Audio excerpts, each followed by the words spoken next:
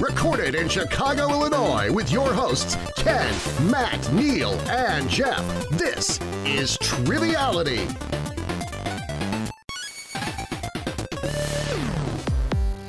Hello and welcome to Triviality, the game where a lack of seriousness meets a little bit of knowledge. My name is Neil, and I'm here in the studio with Jeff and Ken. How are you doing today, Jeff? I'm pretty good. I'm in one of those moods, though, where I feel like I'm rushing around to get nowhere, but should be a good day. Too much coffee, maybe. It's nice outside, that's for sure. I think that's what it is. So you're a rambling man today? Yes. Just like Dwayne and whatever the other Allman brother is. Yeah, the Almond brothers. Jimmy. Do they have an almond butter yet? Because I feel like they'd make a lot of... The Allman brothers, almond brother. The Allman brothers, almond butter. There you go. I like that. That should be a team name in the future. The Almond Brothers Almond Butter. Or maybe it shouldn't be a team name. Yeah, well, it's agree to disagree. Yeah. How you doing, Ken? It's nice to have you back in the studio. I know your ghost was floating around the studio. We felt your presence last week, but it's nice to have you in the flesh. Yeah, thank you. And by you. in the flesh, I mean totally nude, as usual.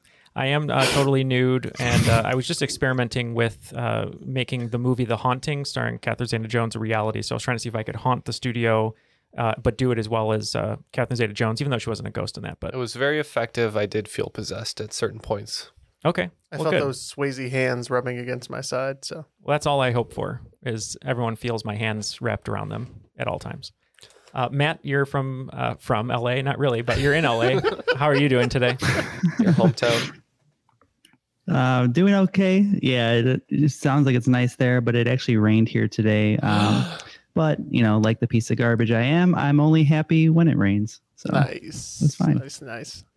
Yep. Always have some great 90s references there. So anyway, we have a very special guest here to join us today because it's going to be a fun game that I'm actually hosting. I haven't hosted in a long time. And All about nice. that. Can't wait for these paragraph-long questions. I know. It should be fun. And I'll get to that in a minute. You've been writing it for 3 months. We're very impressed.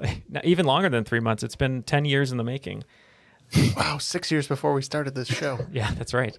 Our very special guest today is an Oakland 5 supporter on Patreon, which we truly appreciate. And she's joining us today from Houston, and that is Mary Price. How are you, Mary? Hi, I'm really good. A little nervous, but this is exciting. It's really cool to be here. We're really happy to have you here. And of course, we appreciate you supporting us on Patreon, but also as a listener who's been listening to the show for a long time. Why don't you tell us a little bit about yourself? Well, I've lived in Texas all my life. I'm a special education teacher, and I play a lot of Pokemon Go. And I have 5 cats. So I don't know. That's all I do. Play Pokemon Go, play with my cats whenever I'm not at work. That sounds good. I will say I'm glad that we're life. over the internet because Jeff and I would both be In the grave. in the grave with all the cat hair Oh, and the wow. dander. Yeah. So it's good. We're hopefully we'll see them at some point, but I'm glad that they're not in the studio because it'd be a very different game today. Yes, Instagram has changed my opinion of cats. I'm okay with them now because I can enjoy them without interacting with them. Yeah. Well, I share the same thought of the Egyptians. The cats are my god. I just can't go near them or I'll die.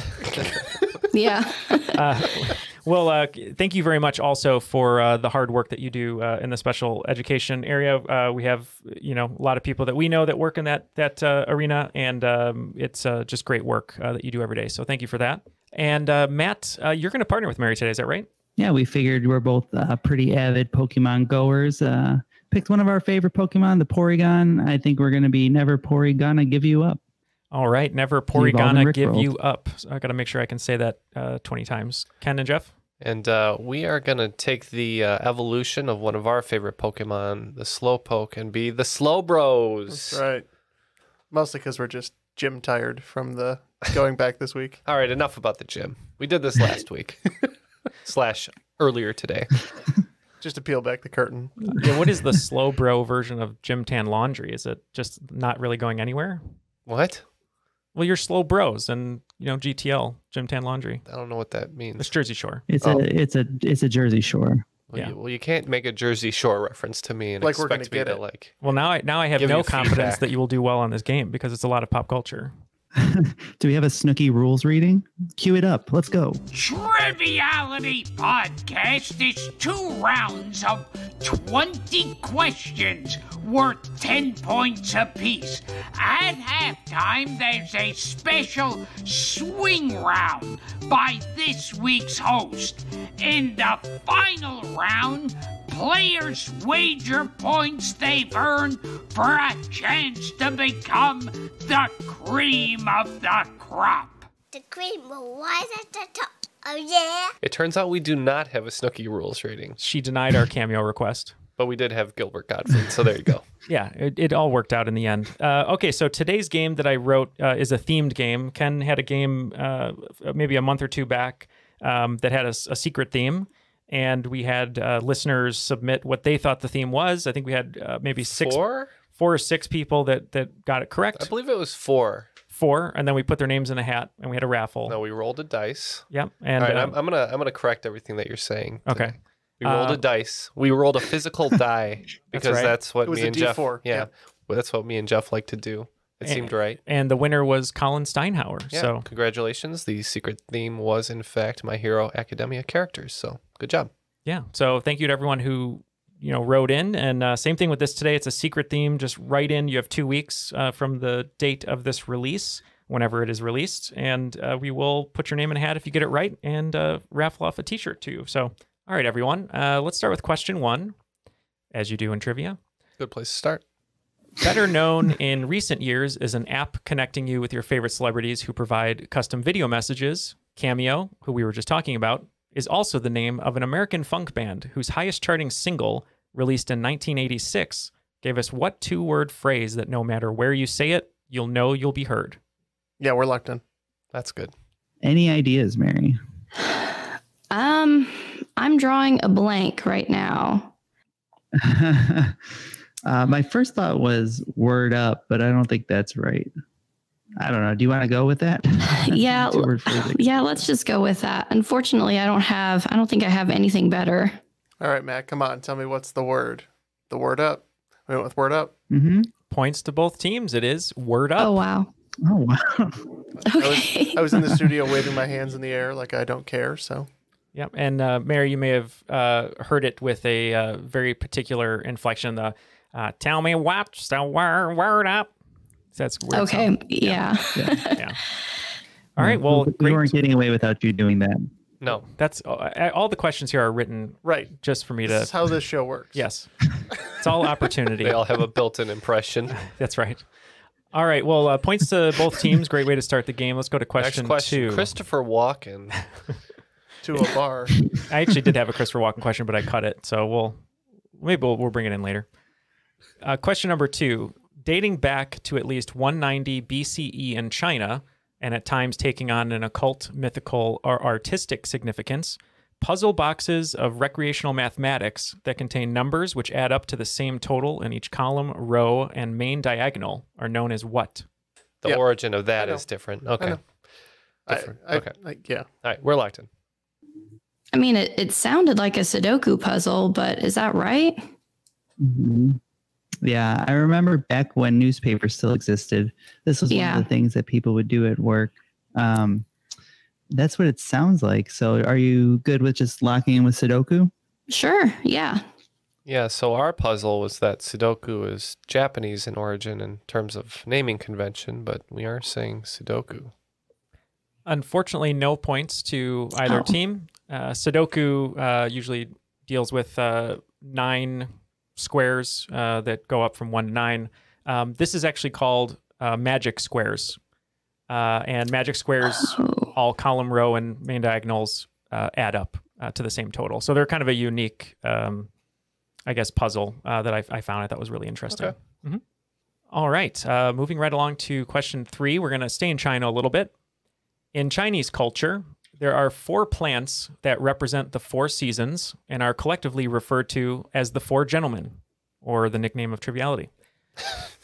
They include the plum blossom, the orchid, the chrysanthemum, and what other plant, an important staple of Chinese, Japanese, and Vietnamese cultures that has been used in a similar sounding nickname to the 1970s Steelers defense, but for different ideological reasons. Let's go with the first one. Okay, we will lock it in. Oh boy, so they're locked in. So Mary, let me just lay out what I got so far. Okay. 70 Steelers defense. 70 Steelers defense was known as the Steel Curtain, which is similar to the Iron Curtain, which I think is what he's getting at for the different ideologies. But I don't know how anything else plays into the Iron Curtain. And so we can just name a flower. What kind of flower do you like? Tiger lily? That's one. Yeah, that's Cherry one. blossom was my first. Yeah, I thought cherry blossom. I thought maybe, I know nothing about football. I thought maybe if the 1970s Steelers defense was really bad, they might be the pansies. And I was like, is it a pansy? But no, clearly not. They don't usually give bad groups of athletes nicknames. Right. You have to earn a nickname. You would not want to call Mean Joe Green a pansy. Yeah. He would not take. He would not give you his T-shirt or his jersey or whatever. If you give him a Coke, maybe. You want to lock him with cherry blossom? Yeah. That sounds good to me. Yeah, that's all we could come up with as well. So we said cherry blossom as well. Good guess with cherry blossom. I will say Matt was on the right track. So the 1970s Steelers defense was known as the Steel Curtain. He mentioned the Iron Curtain, but this term was actually derived from the Iron Curtain. The name comes from the demarcation between the communist states of East Asia and the capitalist and non-communist states of East, South, and Southeast Asia. The answer is bamboo. So it was known as the bamboo curtain. Did you say flowers? That makes or just sense. Plants? Plants. Oh. Yep. That's pretty dumb of us. Whoops. Well, let's move right on to question number 4. Epitomizing the phrase talk the talk and walk the walk, French high wire artist Philippe Petit became famous for a trio of unsanctioned performances taking place in Paris, France, at the Notre Dame Cathedral in 1971, Sydney Harbour Bridge in Sydney, Australia in 1973, but perhaps most famously, at what North American complex? Yep. Slow bros are locked in. What are you guys thinking? Was it the World Trade Center? Between Tower 1 and Tower 2. That's what I was thinking. I don't know. Okay, I'm okay with that. We can lock in with that if you're good with it. Okay. Okay, it looks like never Porigana give you up, or is it Panigan? Porygon. Porigana give you up. Okay, so never Porigana give you up, locked in with World Trade Center. How about Slow Bros? Yep, we said the same thing. There was a documentary called Man on Wire, very famous, and also a dramatic film with Joseph Gordon-Levitt called The Walk, I believe, and that's what we said. Both teams receiving points. It is the World Trade Center. All right, well, moving on to question 5. Named after the island where they were once in abundance, the second largest island in the Mediterranean, this herring-related forage fish is also the namesake for a children's game that is effectively hide and seek in reverse. Okay. We talked about it. We came up with sardine. Is it the sardine?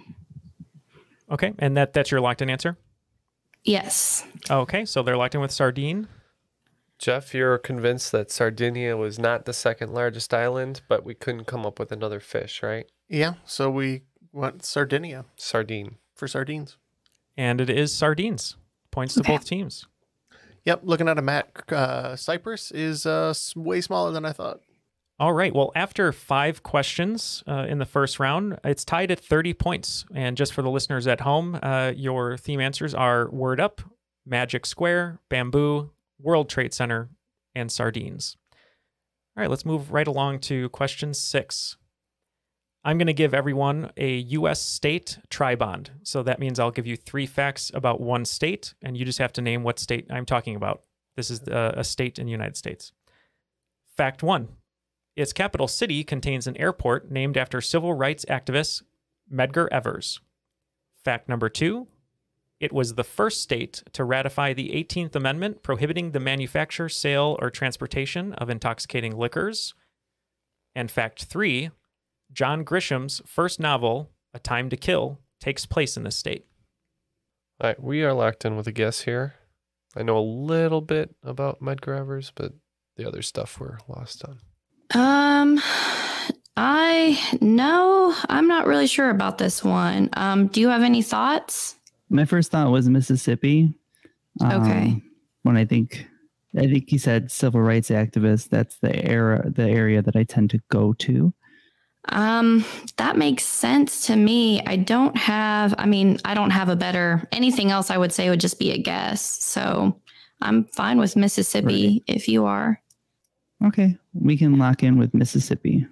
Yeah, we actually said the same. When it comes to civil rights fights, we think about the South, Alabama, Mississippi, those sorts of places. And I seem to remember some weird fact about Mississippi and prohibition laws as well. So that's what we said.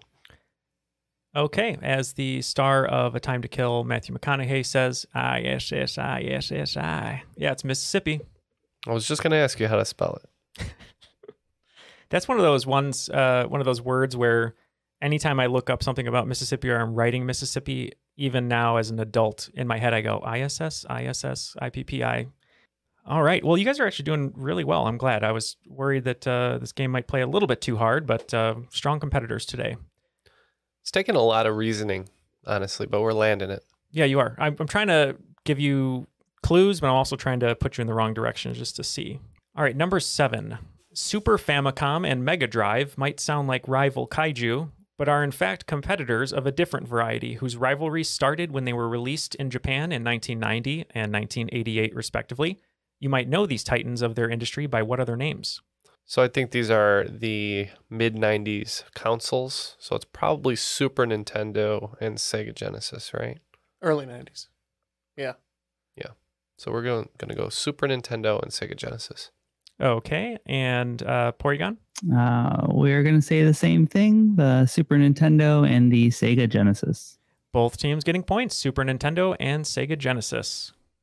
And which side of the fence do we all fall on? I was a Sega Genesis owner myself, so... I had both, but I think I preferred Sega. Oh, I had neither system. I just had my classic NES. I'm the same as Jeff, actually. I had neither, just the classic NES. All right. There you go. All right. A house divided today. But we all appreciate the video games, right? Yep. As I call it now, I sound like the video games. The video games. Let me tell you about it. Are you playing your video games again? Number 8. We're going to go back to the tri-bond well. And this will be sort of a traditional, I suppose, movie tri-bond, but I'm calling it a movie occupation tri-bond. I'm going to give you 3 movie characters that all share the same occupation, and I just want the name of the occupation. Wedding planner. Wedding planner is correct. I'll give you 10 points if you get the answer off of just the character names, but if you are having trouble, I'll give you 5 points if you need me to give the actors behind those characters. Make sense? Okay. Okay. All right, here are your 3 characters. Lloyd Christmas, Hoke Colburn, Alfie Elkins. I think we're good here. Okay. I know the first one, and I think I know his profession. What do you know about Lloyd Christmas? It sounds familiar. I don't know. I don't know anything about Lloyd Christmas. I'm pretty sure this is from Dumb and Dumber. I believe these are dog groomers. Oh, okay. Yep. I could have sworn Lloyd Christmas was a driver, like a chauffeur. Am I wrong there? Tell me about it. Okay, so their answer was dog groomer. Yours is a driver of some sort? Yeah. Okay, well, if you remember in Dumb and Dumber, speaking of Lloyd Christmas, who was portrayed by Jim Carrey, he was chasing after, I can't remember the character's name now, but he was chasing after the woman he loved, and when they said he couldn't park there, he said, "It's okay, I'm a limo driver." So, yes, chauffeur or limousine driver is the answer. Hoke Colburn is Morgan Freeman from Driving Miss Daisy, and Alfie Elkins was a character portrayed first by Michael Caine and then by Jude Law in the remake. Can't believe you didn't throw Argyle in there. I was going to, but I thought that you would get it right away. Yes. Yeah, Argyle. I heard you like limos, right? All right. The dog groomer was the partner. Whoops. Yeah, that was Jeff Daniels. That's right. Although I do like the idea of Argyle from Die Hard being a dog groomer, picking up John McClane, who doesn't need a dog groomer. Yeah. I asked for a limo, Argyle, not a shave. But don't worry, I'm neutered. Okay. You can express those glands while you're at it, though. No. What? That's Jeff's fanfic of Die Hard is John McClane Getting his glands expressed. Just imagine this. So in Die Hard, the famous scene of John McClane with no socks or shoes on, having to walk across the glass. But in the remake, he's rubbing his butt on the floor across glass. No. You guys are the worst. Thank you. Oh, wow. / best. Next. All right, here we go. Question number 9. I have one more tri-bond. This is the last tri-bond of a tri-bond of tri-bond questions in this game. I'm going to give you 3 clues, and all I want to know is, what do they have in common? Inner Circle, Mike Lowry and Marcus Burnett, Rick Mahorn and Isaiah Thomas. As far as the Pistons, and that's it. You're right. Let's just say Pistons. I have no effing clue on this one. Yeah, So that's we're fine. going to say Piston. Okay, Pistons over here for Slow Bros. Let's go to Porygon. So Rick Mahorn and Isaiah Thomas were Detroit Pistons. They were the bad boys. Is it possible that the middle two is the characters of Will Smith and Martin Lawrence in Bad Boys? That's possible. Sounds possible. I've never actually seen Bad Boys, Sounds but that plausible, sounds even. really good to me. I don't know where the Inner Circle is. I'm thinking it has to do with AEW wrestling because he has an affinity for wrestling. But I'm not sure if that's what it is. But I think if you're cool with it, we can lock in with Bad Boys. It's quite a good answer. And again, we just said Piston because we're dumb. You were on the right track, Ken and Jeff. So Rick Mahorn and Isaiah Thomas Not really. were Detroit Pistons, but as Matt said, they were under the group known as the Bad Boys. Mike Lowry and Marcus Burnett are Will Smith and Martin Lawrence's character from Bad Boys, and Inner Circle was the group who sang the theme song Bad Boys. Okay. Question number 10 to end the first round. Mariah Mitchell, a trailblazing feminist and scientist, was the first woman elected to the American Academy of Arts and Sciences in 1848, the only woman to have that honor until 1943, and was celebrated for being the first American with a discovery in what scientific field, one that saw her teach at Vassar College after being recruited by founder Matthew Vassar himself. Here's your clue. She wasn't alive to hear Casey Kasem's American Top 40 sign-off each week, but Mitchell would have taken the words to heart. Yeah, so sadly, this is one we're probably going to miss. I know I've heard this lady before, but I can't put it together, and I don't know the sign-off, so we're just going to say it was in the field of chemistry. Okay, chemistry for the Slow Bros. Porygon, feel free to talk it out. Do you remember Casey Kasem's sign-off? I don't. I Wish I do. Okay. It's keep your feet on the ground and keep reaching for those stars. And now you know the rest of the story, which was not his sign off, but he also said it a lot. So I'm pretty sure that this is a astronomy, right? Not astrology. I'm Right. get that Yeah. wrong. Yeah. Astronomy. Yeah. Cosmology or cosmetology? Okay. Yeah. Astronomy. That sounds good. All right, unfortunately, it was astrology. No, I'm just kidding. It was astronomy. That is correct. The sign-off, as Matt said, was keep your feet on the ground and keep reaching for the stars. After round 1, the scores are fairly close. The Slow Bros have 60 points, and Never Porygonna Give You Up have 70. And for the listeners at home on today's theme, here are your first round answers again. Word Up, Magic Square, Bamboo, World Trade Center, Sardines, Mississippi, Super Nintendo and Sega Genesis, Limousine or Chauffeur, Bad Boys, and Astronomy. So after round 1, I just want to take a moment to thank Mary once again for being a Patreon supporter, because without her support, we wouldn't be able to continually grow our show. Jeff, we've had a lot of fun the last month or two, just meeting new people who are brand new Patreon supporters, but also fulfilling a lot of their perks. And I just feel like it's just been a fun way to connect with everyone. And what can people get if they want to join us at Patreon? There are so many options. I'm not even going to list them, but pretty much for your support, some of our favorite things, we have signed posters and other memorabilia, including things that we put in various different boxes at different sizes, and our bonus episodes, which are one of my favorite things to do every month. So many bonus episodes, guys. Yeah, I think we did the math. It's like 30 hours or something. Well, I was going to say we're doing 2 a month now of just Patreon exclusive bonus episodes, not to mention our regular main feed ones. So you get that whole backlog if you sign up for Patreon. Yep. And we couldn't do it without our patrons, so that's why we're so appreciative and want to give so much back. And again, as Neil said, if you want to join our guests, just do so patreon.com/Triviality Podcast. And speaking for Matt over here, for just $100 a day. $100 a day, and you too can feed a podcaster. You too can feed a podcaster that ice cream with the gold flake in it that he really wants in New York. If someone wanted to donate $100 a day, I'm sure I would relieve their anal glands for that much. So, well, there you go. If that's the perk you wanted. Matt, you came up with the crop drop, and you've been helping us in that area as well. Are you going to be coming up with any other harebrained schemes coming up soon here, do you think? Harebrained schemes? I'm always scheming. We're going to be trying out some live entertainment, starting with the UNICEF one that's already recorded and up, and we did. So it's possible we might get some live Twitch games, possibly for Patreon members, maybe with fabulous prizes. Ooh. Stay tuned. Stay tuned indeed. That sounds great. Well, thank you once again, Mary, and for everyone else who supports us on Patreon. Join us at patreon.com/Triviality Podcast. Today's swing round is called Hip Hop Paree. Okay, so I know everyone here doesn't like hip hop as much as me, at least in this room, but I have a list of 10 hip hop artists. I'm going to give you a clue as to who the artist is, so the fans of hip hop will know it probably right away. But then I'm going to merge it with a clue that has an answer that shares the name with the artist, or is at least very, very close. That should, help you get to the right answer. So it might not be exactly right, but it'll be close enough where it should give you the answer. So here's an example. Queens-based rapper who's always in the club or at the candy shop and prefers to pay with only legal tender, featuring the face of the 35th president. 50 Cent. 50 Cent is correct. So that's how it's going to work. Does it make sense for everyone? Yes. Okay. All right, and here are your 10 clues for the swing round. Number 1, Rough Rider's first lady who will blow your mind as a glossy, egg-shaped Pixar robot.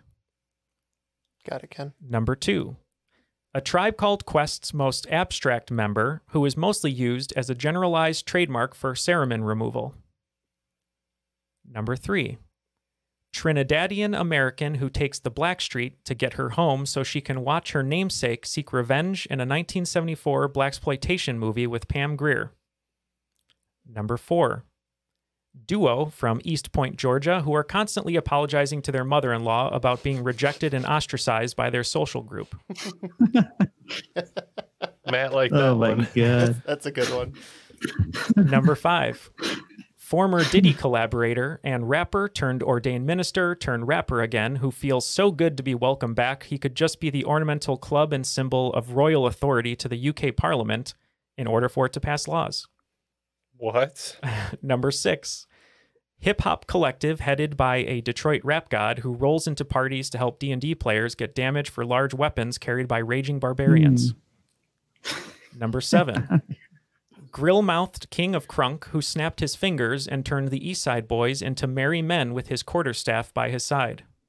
Number 8. I like that one. Number 8, interracial rap trio who loved playing Pop Goes the Weasel on the hot corner without Mike Schmidt or Wade Boggs to hold them back.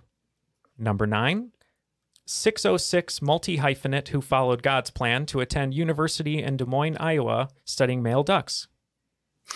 And number 10, South Central alternative hip-hop group who was running but never passing me by on their way to check out the latest surrealist single-panel comic by Gary Larson. All right, we will chew on these for a little while, like so much cud, and we'll be right back. And we are back with our answers. We'll see how we did here. I'm not so sure. I'll say I think Matt did well. I think Matt also did well, but I think Mary was the star of that team over there because I saw her mind racing with some of these hip hop artists. I was trying, but I got one, and then Matt's like, I have them all. So that actually worked out, though. Matt didn't need any clues. No, not really. All right, so let's go over these questions and answers. Number 1 was Rough Rider's first lady who will blow your mind as a glossy egg-shaped Pixar robot. Slow Bros. We said Eve. Also said Eve. And Eve is correct. Yeah, when I think of someone who's going to blow your mind, I think of Eve. That is right. Number 2, A Tribe Called Quest's Most abstract member, who is mostly used as a generalized trademark for cerumen removal. Slowbros? I don't know where this one came from in my brain, but eventually we landed on Q-Tip. All right, and Porygon. Mm-hmm. Not quite my favorite rapper, Kleenex. We also said Q-Tip. Q-Tip is correct. The abstract clue was his nickname from the group. All right, number 3, Trinidadian American who takes the Black Street to get her home so she can watch her namesake seek revenge in a 1974 blaxploitation movie with Pam Grier. So I started by naming a bunch of blaxploitation movies with Pam Grier, and Neil said those are all the wrong ones, and we have no idea, so we just said Cardi B.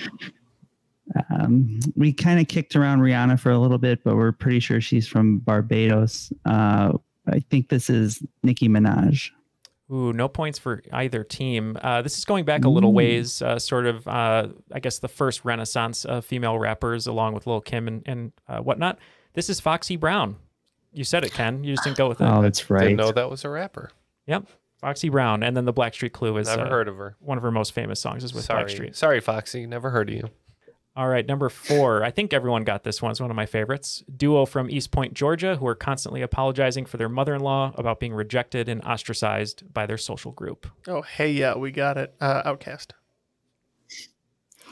And yeah, this was the one that I knew.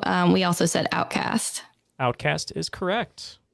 Moving along, this guy, one of my favorites. Glad he's back, at least in some way. Former Diddy collaborator and rapper turned ordained minister turned rapper again, who feels so good to be welcomed back so he could be the ornamental club and symbol of royal authority. The UK Parliament needs to pass laws. We have no idea what the hell you're talking about, so we said Kingsman, the very famous rapper. Kingsman. Known for running from a giant Reptar cartoon that's how I remember him. I believe this is Mace. Mace is correct. We talked about Mace as a possible answer for the next one. And great segue there. So number 6, Hip Hop Collective, headed by a Detroit rap god who rolls into parties to help D&D players get damage for large weapons carried by raging barbarians. This one took us way too long to figure out. Yeah, we know too much about D&D, and it was to our detriment. So we kept naming different weapons that barbarians could have, and then we said rolls into parties, and we were like, oh, he's talking about the die. And so we said D12, which is what barbarians roll for damage. Oh, I didn't know any of that, but yep, D12. D12 is correct. Your clue there, Detroit rap god, as in Eminem, who is part of D12. Who's that? He's an up-and-comer. I'm glad that at least you got the clue there, because I was so worried that was not the right thing for D&D, but at least it worked out. So we know where your head's at. Yeah. In the sand. Number 7, grill-mouthed king of Crunk, who snapped his fingers and turned the East Side Boys into merry men with his quarterstaff by his side. Lil Jon. And we also said Lil Jon. Yep. Whether you want to say Although Lil, I would argue that Paul Wall was the king of Crunk, just so you know. Ooh, hot take from Matt. Well, yeah, whether you want to call him Lil or Little, the answer is Lil Jon. Number 8, interracial rap trio who loved playing Pop Goes the Weasel on the hot corner without Mike Schmidt or Wade Boggs to hold them back. And I will say this is the hardest one because it's the most obscure. Not sure what language this question was in, but we said Migos because we have no clue. I believe Pop Goes the Weasel was about Vanilla Ice. They were not big fans of him. I'm pretty sure that this was the Boston-based trio, House of Pain. Ooh, great guess. Unfortunately, no points. Their most famous song, "Pop Goes the Weasel," you may have heard it. It's "Pop Goes the Weasel and the Weasel goes pop." Anyway, the clue there was the hot corner. Mike Schmidt and Wade Boggs all played third base, so the answer is third base, but the group is BASS. Oh, that's right. Yep. All right, number 9. I think everyone got this one. 606 multi-hyphenate who followed God's plan to attend university in Des Moines, Iowa, studying male ducks. Yeah. When I think of male ducks, I think of drakes. So we said Drake. I love the Drake. We said Drake. Drake is correct. I do not love the Drake. I still attest that he's a creep. Ken's favorite rapper. False. All right. Our final question here. One of my favorite groups. I haven't heard from in a long time. South Central alternative hip-hop group who was running but never passing me by on their way to check out the latest surrealist single-panel comic by Gary Larson. We don't know, so we tap on this one. I thought for sure this was the most obscure one. I'm pretty sure that this is The Far Side. That's where I heard the name Gary Larson. It is The Far Side, correct. After the swing round, the scores are still fairly close. We have Slow Bros with 90 and Porygon with 110. And I do just want to make a note for the theme players at home. The swing round itself was part of the theme, not the individual clue. So don't worry about looking too much into the actual answers of the swing round, just overall part of the theme. All right, round 2, question 1. Here's a little sort of geography/history. Residing in Kings County, the most populous county in its state, and named after a Dutch village in the province of Utrecht. I don't know if that's correctly how you say it. What city and borough, originally independent before being consolidated in 1898, would actually be the 3rd most populous city in the United States had its consolidation never happened? You have a good idea? I think so, yeah. All right, let's lock in. Do you have any idea, Matt? I don't know.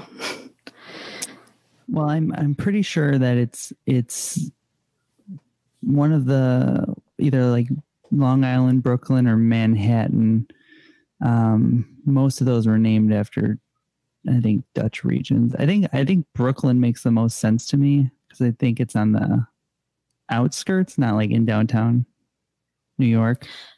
Yeah, that sounds right. And I think I seem to remember hearing that it's like a lot of people live there, so it makes sense as like would be the 3rd most populous city. So yeah, I'm good with Brooklyn.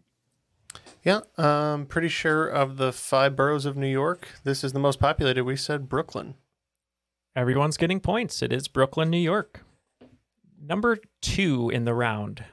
In the MCU, or as some people call it, the Marvel Cinematic Universe, Tony Stark always found a way to insert a playful nickname for his many teammates and opponents.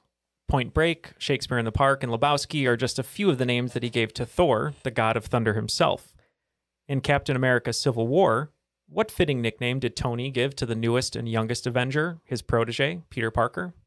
We're locked in. My husband is going to kill me for not remembering this. What did he call him? I was going to rewatch Captain America Civil War, but I accidentally watched Gods and Generals. Oh, that's a common mistake, actually. But I don't prefer Captain America Civil War. I prefer Ken Burns' Captain America Civil War, which is just a documentary with a lot of push-ins on photos. When Steve Rogers awoke from the ice. I can't remember. Was it something to do with like his like costume kind of looked like underwear? Did he call him underoos or something like that? Or am I making that up completely? Underoos, that's the only thing I have. And I'm probably just making that up entirely. Sounds to me like Mary dug deep there, and Tony Stark made fun of the outfit that he himself designed and called him underoos. Underoos is correct. God. Great job, I got Mary. that right? What a poll. Oh, wow. Okay. I'm very surprised. Like Peter Parker, you must believe in yourself. Yeah. And you will achieve your full potential. All right. Number 13. I talk a lot about footy on the show, and Ken said to quit it out. So today I'm going to change it up a bit and mention rugby. The South Sydney Rabbitohs, a professional Australian rugby league team in the National Rugby League, calls Stadium Australia in Sydney Olympic Park home. If the Rabbitohs were actually comprised of rabbits, what would a more appropriate name be for their stadium, which could also double as a location to house their fine china? All right, we're locked in with a dumb guess because this is too much for me to process. Is it a hutch? Well, because I was like, well, what's another name for china cabinet, which is what I always called it. And I think it's a hutch. So I wrote down cupboard, and you wrote down curio. Yes. And which one did you want to go with? Either way, I don't think we're right. All right, we're going to say cupboard. Okay, well, the answer is a name for somewhere that you would house rabbits, sort of like their pen. And also, as Mary said, somewhere you put your fine china. It's called a hutch. Okay, wow. Great reasoning on that one. All right, 2 for 2, Mary. All right, let's move on to number 4 and see if Mary can continue getting those stones. Maybe.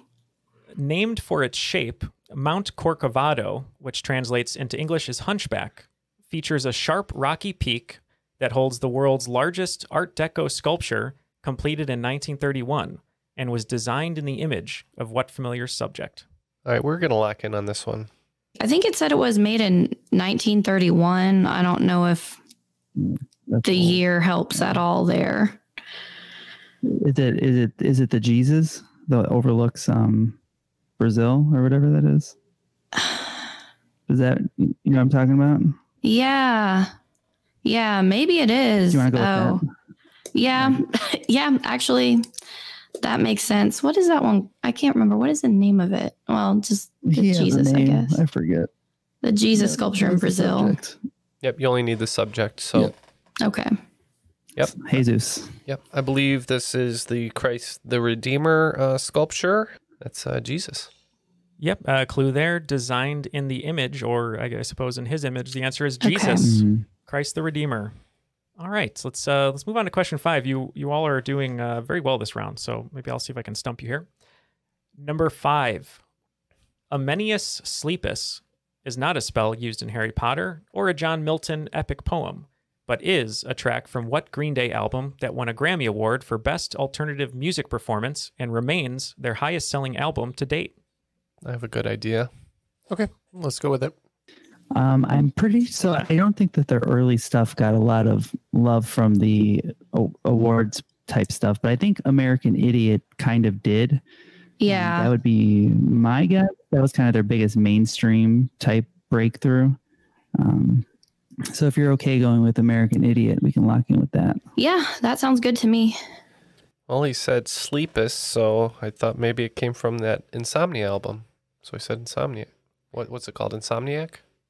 Insomniac, I believe. Yeah. That was a good reasoning there, but the track actually is from the album Dookie. I was going to say, I bet you this question's a loaded dookie. It was a loaded dookie. Yeah, I was surprised to learn that is their highest selling album to date, which was their first studio album that they produced and released. So, all right. So after 5 in the second round, it looks like Slow Bros have built themselves up to 120 points, but Porygon still in the lead with 150. And your clues, Brooklyn, New York, Underoos, Hutch, Jesus, and Dookie. Let's go to number 6. Debuting in September of 1953, this fictional comics character, created by Alfred Harvey and Warren Kramer, has been adapted as an animated series, live-action series, and was most notably played by actor Macaulay Culkin in his last film as a child actor before he returned to the screen in 2003's Party Monster. Well, we can lock in. I really don't know on this one. I have no idea. Let's just say Robin. Okay. All right, Robin for Slow Bros. And what are you thinking, Porygon? I'm pretty sure this is Richie Rich. Richie Rich is correct. I didn't even think about that angle. Kind of forgot that was a comic. Yeah. I think my husband mentioned to me that was a comic one time. And then, I don't know. Yeah. Yeah, it wasn't. I also forgot it was an animation. Yeah, there's a lot of versions of it, animated series, live action series, and wasn't one of his most successful films. And that's probably why he stopped acting for a while. It was successful in my childhood eyes. Well, yeah, that's all that matters. Me too. I like that he had his own 24-hour McDonald's, which makes no sense. Yeah. Well, do you remember that? Yeah. I wonder if I would think the workers are paid a decent wage there. Maybe not. All right. So, yeah, great job by Mary and Matt. They got points on that question. Let's go to number 7. Herodotus, an ancient Greek historian, wrote the book The Histories, which featured writing on the lives of such figures as Cyrus, Darius, and Xerxes, and chronicled many battles in what series of conflicts? And correction, just for everyone, Herodotus did not write about Billy Ray Cyrus, just Cyrus. Well, because Darius, thank you for clearing Darius that is up. Xerxes' father. Let's just say that wars. Okay. I mean, I think this has something to do with the Persian Wars, but I don't know if there's another name for it other than Persian Wars. That's what I got. Okay, I'm good with that. I don't have any other answer, so we can lock in with Persian Wars. Yeah, I thought it was as simple as the Persian Wars. Jeff thought it was more complicated than that. But we said Persian Wars because all I know about it is that Xerxes had some awesome facial piercings in 300. He did indeed. Yeah, and the answer is Greco-Persian Wars or Persian Wars. I was overthinking it a little bit. Cool. All right, everyone's finishing strong here. So let's go to question 8. It's not too late to drop the ball. It is not too late to drop the ball. All right. What Broadway-bound musical that will feature songs such as 10 Years, Businesswoman Special, and I Invented Post-its is based on a 1997 cult comedy film of the same name featuring an Oscar winner and an Emmy winner in the title roles? All right, so these guys are locked in. What do you think? Probably you said Businesswoman Special, so probably the names of 2 women in the title. Romeo and Michelle. That's kind of a cult classic comedy. Yeah. What year did he say? 1997. That sounds about right. It could be. I always thought that movie was a year or 2 earlier, but that actually could be. We're going to say Romeo and Michelle's high school reunion. All right. And Mary, what 10 were you years. thinking? 10 years. Yeah. That's what I was thinking. Romeo and Michelle's high school reunion. Well, the Emmy... They invented Post-its, 10-year reunion. That's correct. The Oscar winner was for Mighty Aphrodite for Mira Sorvino, and the Emmy was for Friends for Lisa Kudrow. The answer is Romeo and Michelle's high school reunion. Nice, Ken. The Return of the Reservoir. So based on these scores, everyone is having a Romeo and Michelle day so far. All right. Number 9. What fashion brand, popular in the early 2000s, is known for their signature velour tracksuits, celebrity endorsements, and bedazzled behinds? Their logo features 2 Highland Terriers holding a shield with the phrase, "Made in the glamorous USA." I assume Matt is locked in. Yes. Maybe FUBU? Could be. Bedazzled behinds? Is that what you said? Bedazzled behinds, yep. So it's not like Eco or Jinko or Kangol. Velour. I think maybe FUBU. Okay. We can go FUBU. I don't know what the logo of FUBU is, though, but maybe it's that. A staple of Paris Hilton and that type of that era. I'm pretty sure this is Juicy Couture. Is that right? It is Juicy Couture. Mm-hmm. Yep. Darn it. If you remember the bedazzled Juicy on the back of pants. Know that. Yeah.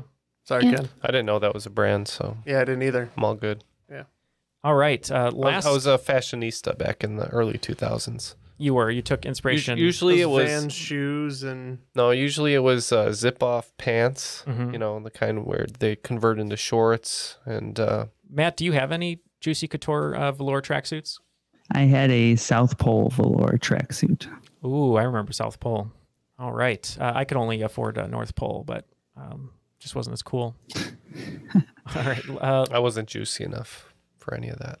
You're juicy now, though. Mm-hmm. Yeah, we've left you in the oven just long Because I enough. haven't showered. Yeah, it's the pheromones, though. Number 10 in the second round, last question of regulation. Merriam-Webster defines this word as to hold the attention of as if by a spell. It's a definition that literary character Svengali would not need if he was a spelling bee contestant. We are going to go ahead and lock in here. I have somewhat of a guess. What do you think, Matt? So the definition was to hold attention or something like that. I was thinking either captivate or mesmerize. Those are the 2 that came to my mind. Okay. Yeah, those both sound really good. To hold the attention of as if by a spell. So maybe mesmerize? Yeah, if you want to That- lock in that one, I think that's good. Yeah, that sounds good to me. We too said mesmerize. You both were very close, and unfortunately is not mesmerize. So mesmerize is usually to exercise mesmerism on or to spellbind or enthrall.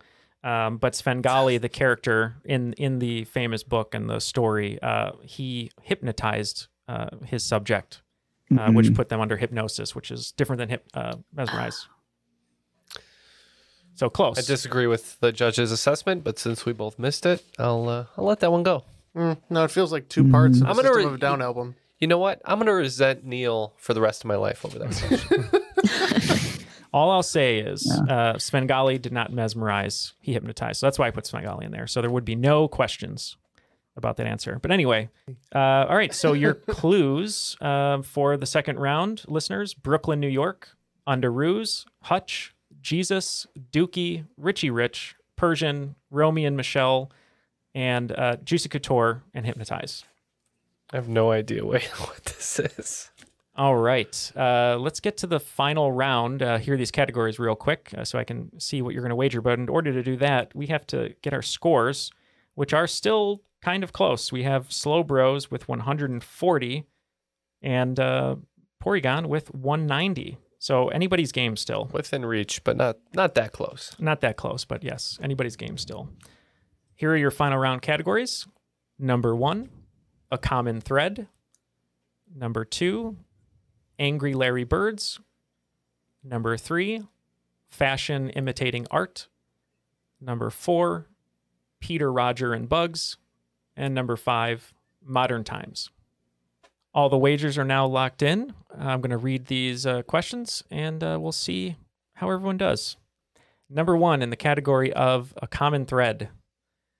The 17th and current operating system for Macintosh computers, the nickname of the state that calls Helena capital, and the title of the movie which became the first film directed by a woman to gross more than $100 million all have what word in common?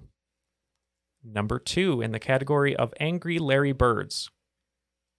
Introduced in professional basketball in the 1990 to 1991 season, this act of excessive or violent contact against an opponent during the course of a play, whether unintentional or purposeful, is known as what?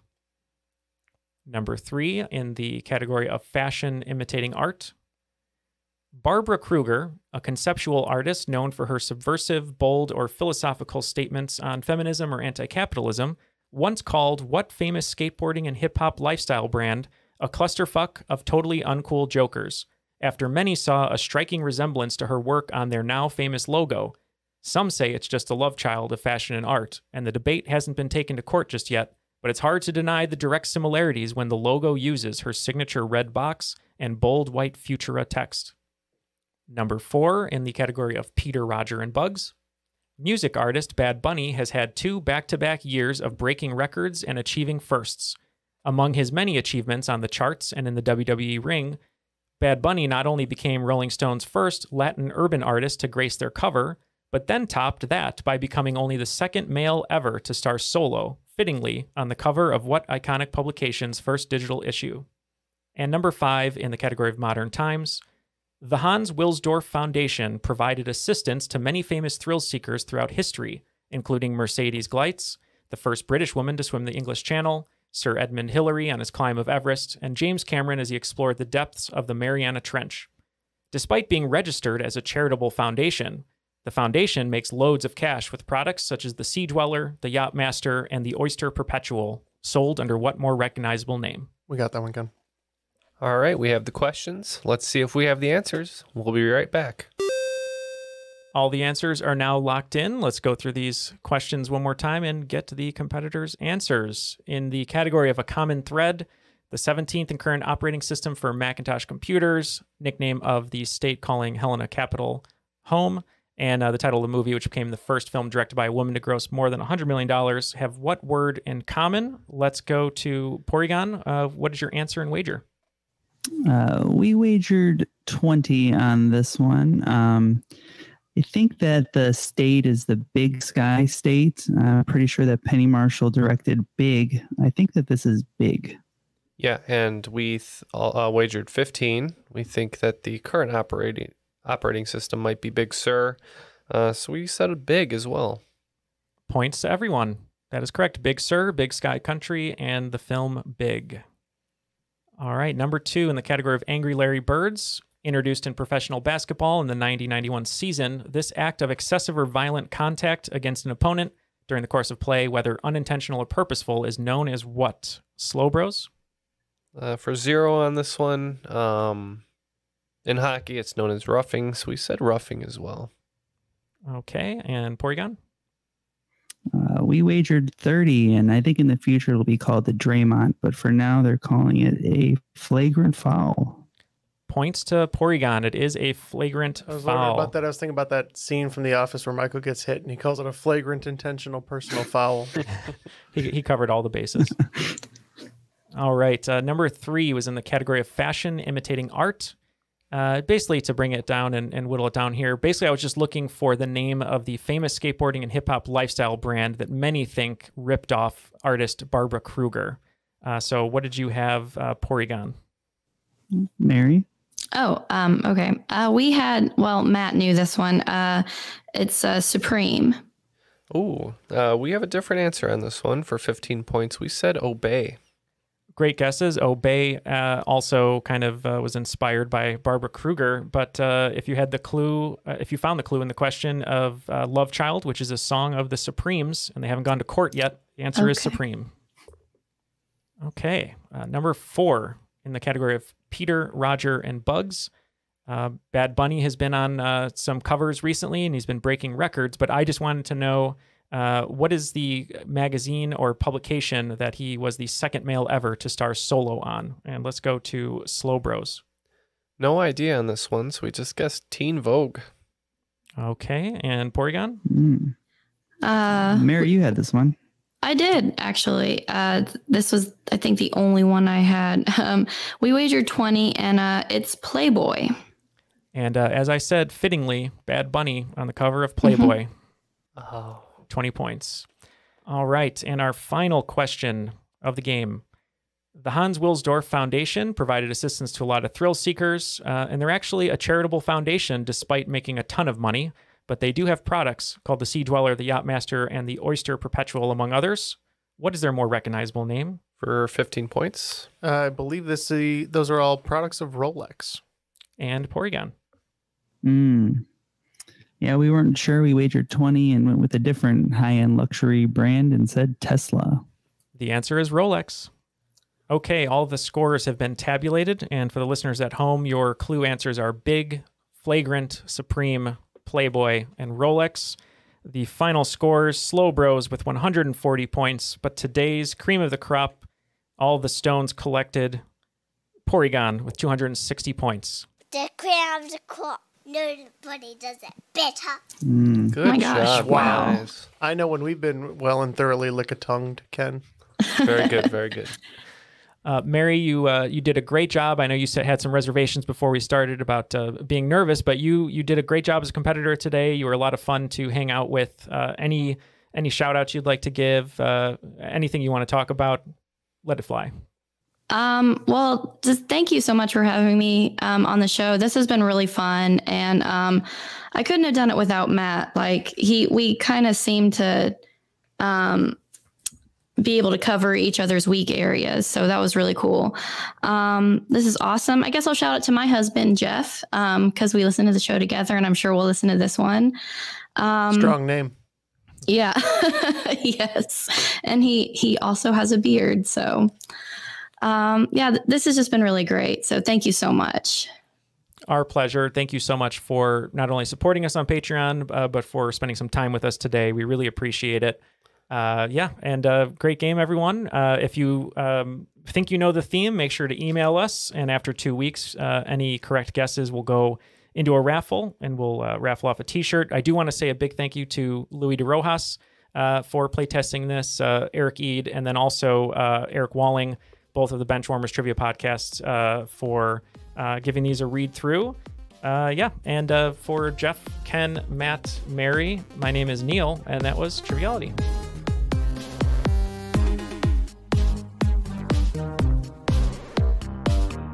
I created that character, Peter Parker.